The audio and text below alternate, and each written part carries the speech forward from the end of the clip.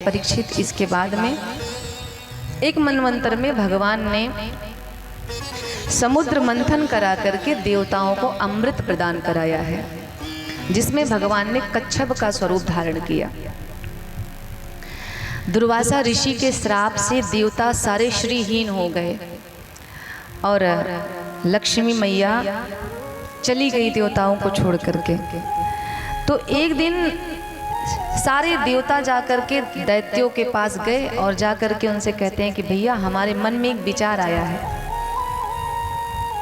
तो दैत्यों ने कहा क्या विचार आया? तो बोले क्यों ना समुद्र मंथन किया जाए, जो भी उस मंथन से हमें प्राप्त होगा हम आधा आधा बांट लेंगे। राक्षसों ने कहा दैत्यों ने कि देखो भाई हम इतनी मेहनत नहीं कर सकते, हमें कुछ नहीं चाहिए। जब मना कर दिया तब देवताओं ने कहा भाई उसमें से अमृत भी निकलेगा और जिसको पी करके अमर हो जाओगे, कभी आप मरोगे नहीं। अब तो सारे दैत्य तैयार हो गए, ठीक है हम आपकी सहायता करेंगे। इसके बाद में दोनों पक्ष मिल गए और दोनों पक्ष मिल करके देवता दैत्य मिल करके समुद्र मंथन करने के लिए गए। इतने में एक प्रश्न आया कि भाई समुद्र मंथन तो हम करेंगे, लेकिन हम मंथन किससे करेंगे? मथनी भी तो होनी चाहिए। तो क्या हुआ, सबने विचार किया और कहा कि देखिए एक उपाय है। क्या उपाय है? मंदराचल पर्वत को लेकर के चलते हैं और इसी मंदराचल पर्वत से समुद्र का मंथन करेंगे। देवता और दैत्य दोनों मिलकर के गए, मंदराचल पर्वत को उठाया और उठा करके लेके जाने लगे। बड़ा शुभ कार्य करने जा रहे थे, क्योंकि उसी समुद्र से अमृत निकलने वाला था। हमारे यहाँ कोई भी शुभ कार्य होता है तो सबसे पहले किसकी पूजा होती है? बोलिए गणेश भगवान की। अब गणेश भगवान नाराज हो गए। क्यों? इतना बड़ा शुभ कार्य करने जा रहे थे और उनकी पूजा ही नहीं की देवताओं ने और ना दैत्यों ने। गणेश भगवान को प्रणाम नहीं किया और जैसे ही मंदराचल पर्वत लेकर के दैत्य और देवता चले, पर्वत डगमगाया और अचानक से पहाड़ से नीचे गिर गया। और जो नीचे गिरा तो अनेकों के हाथ पैर दांत मुंह खंडित हो गए। तो सारे देवताओं ने गणपति भगवान का ध्यान किया, विधिवत पूजा की और पूजा करने के बाद पर्वत को उठा के लेके चले। अब ये विचार होने लगा कि पर्वत तो हमने ले लिया, अब इसका आधार क्या होगा? अगर पर्वत छोड़ेंगे तो नीचे धंसता चला जाएगा जल में, आधार क्या होगा? अब सारे देवता बड़े दुखी हो गए। तो भगवान प्रकट हुए, बोले चिंता मत करो, मैं तुम सबके कल्याण के लिए कच्छप स्वरूप धारण करके आ रहा हूँ और मेरी पीठ का आधार मैं आपको प्रदान करता हूँ। सारे देवता प्रसन्न हो गए। अब जब सब कुछ हो गया तो रस्सी की बात फंसने लगी कि इस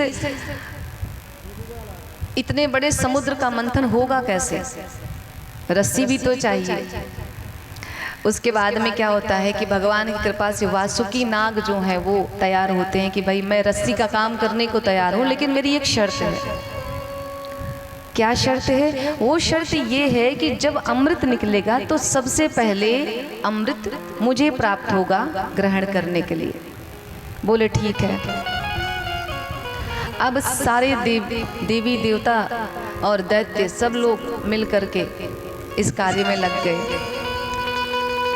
ये जो दैत्य थे ना, राक्षस थे, इन्हें सीधी बात कभी समझ में नहीं आती थी। इनसे अगर आप सीधा बोलोगे तो उसका उल्टा ही करेंगे। अब भगवान जानते थे इनके बारे में।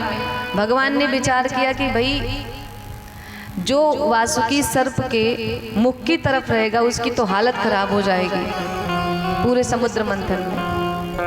फायदा किसको है? जो पूंछ की तरफ रहे। तो भगवान ने कहा कि अगर ये देवता बोलेंगे कि हम जो है मुख की तरफ रहेंगे,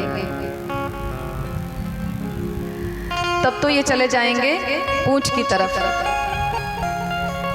तो कुछ ऐसा किया जाए कि ये मुख की तरफ आ जाएं और देवता पूंछ की तरफ। भगवान ने ऐसी लीला रची कि सारे दैत्य आ गए वासुकीनाग के मुख की तरफ और सारे देवता हो गए पूंछ की तरफ। अब जब समुद्र मंथन प्रारंभ हुआ, बड़ा बल लग रहा था, तो सारे दैत्य कहते हैं भाई बहुत बल लगाना पड़ रहा है, ये हमारे बस की बात नहीं है। लेकिन कहते हैं कि जब हम मेहनत करते हैं और मेहनत का हमें फल मिलने लगता है तो हमें बड़ा आनंद आता है। प्रभु ने कच्छप का स्वरूप धारण किया और पूरे पहाड़ को अपने पीठ पे धारण करके समुद्र मंथन जब प्रारंभ होता है, देवताओं ने खींचना प्रारंभ किया, दैत्यों ने खींचना प्रारंभ किया।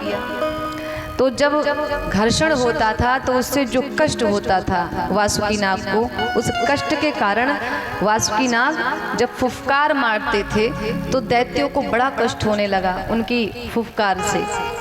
सभी परेशान। अंततः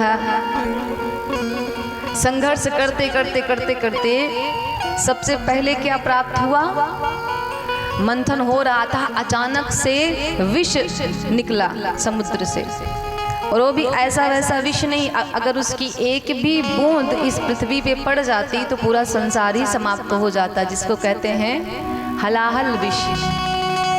हलाहल विष निकला, और जैसे विष निकला सारे देवी देवता परेशान, हाहाकार मच गया पूरी पृथ्वी में। दैत्य कहते हैं महाराज, इसीलिए आपने समुद्र मंथन कराया था, विष प्राप्त करने के लिए। आपने तो कहा था कि अमृत प्राप्त होगा, ये तो उल्टा हो गया।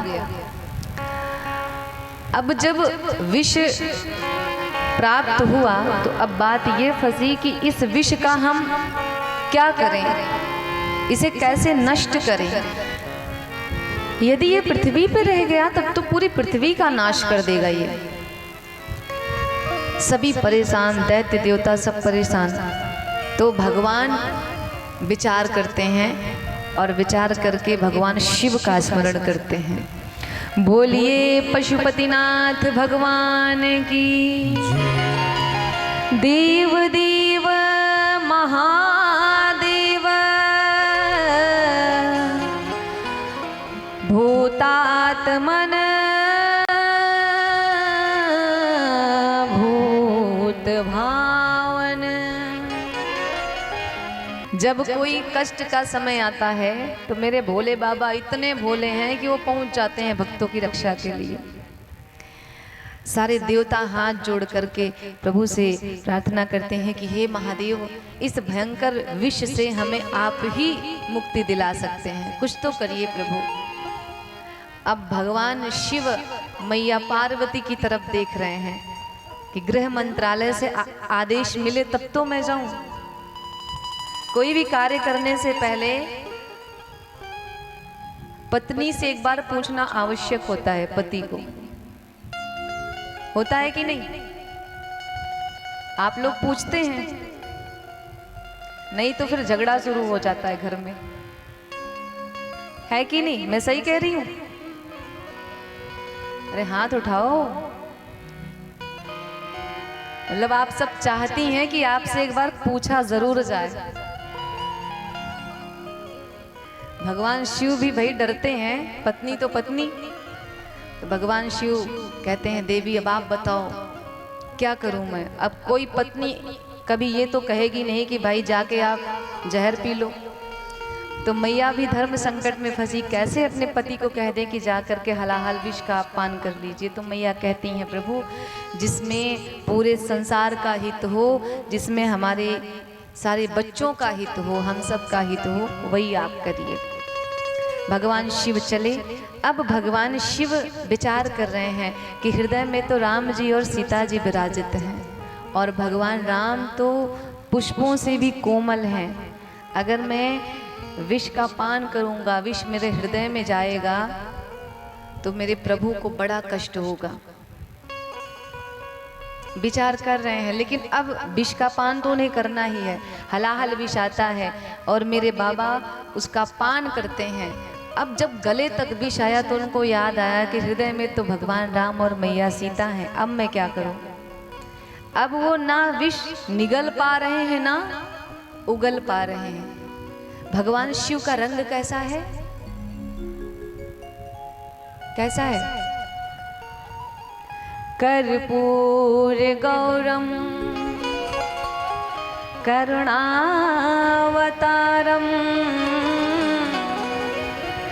संसार सारम भुजगेन्द्रहारम सदा वसंतम हृदयारविंदे भवम भवानी सहितम नमामि। भगवान शिव कैसे हैं? कर्पूर की तरह गोरे हैं, लेकिन जब उन्होंने विष धारण किया ना महाराज, तो आज शिव जी का कंठ नीला पड़ गया विष के प्रभाव से। तो भगवान ने निर्णय लिया कि मैं उगल नहीं सकता, क्यों? ये मेरे जितने बालक हैं सब समाप्त हो जाएंगे। मैं निगल नहीं सकता, क्यों? मेरे परमपिता परमेश्वर और मेरी माँ को कष्ट हो जाएगा। धन्य है बाबा भोले कि अपने कंठ में ही उस विष को संचित करके बैठ जाते हैं। बोलिए नीलकंठ भगवान की।